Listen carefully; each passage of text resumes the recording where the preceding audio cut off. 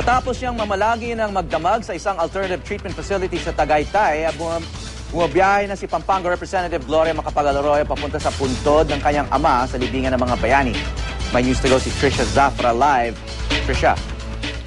Hawi kasalukuyan na nga bumibiyahe si dating Pangulo at ngayon Pampanga Congresswoman Gloria Macapagal-Arroyo papunta sa Maynila at unang araw niyang agenda ngayong araw ay ang pagpunta sa puntod ng kanyang ama sa libingan ng mga bayani sa Taguig.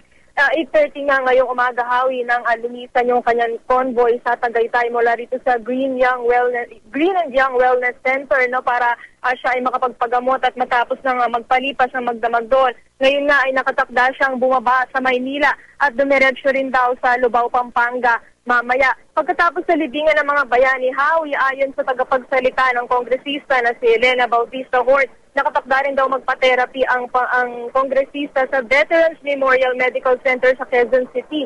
Ayon kay Bautista Horn, may mga isang oras rin daw ang itatagal niyan. At tinataya nila na pagdating ng alas 12 ng tanghali ay makakaalis naman ang convoy papunta ng Lubao, Pampanga. At pagkatapos daw sa Lubao ay maaari rin daw pumunta ng Porac ang Pangulo at pagdating naman daw ng alas 4 ng hapon, saka raw siya tumulak ng Porac ang kongresista at pagdating naman ng alas 4 ng hapon, saka maaaring bumalik sa kanyang tahanan sa Lubao at doon ay meron din siyang scheduled na check-up. Pero ayon din kay Elena Bautista Horn, Hawi, depende pa raw sa sasabihin ng mga doktor sa Veterans Memorial Medical Center kung maaari nga bang bumiyahe pa ang kongresista matapos ang kanyang therapy doon sa ospital. At yan muna ang latest mula rito. Balik sa iyo, Hawi. Maraming salamat, Trisha Zafra.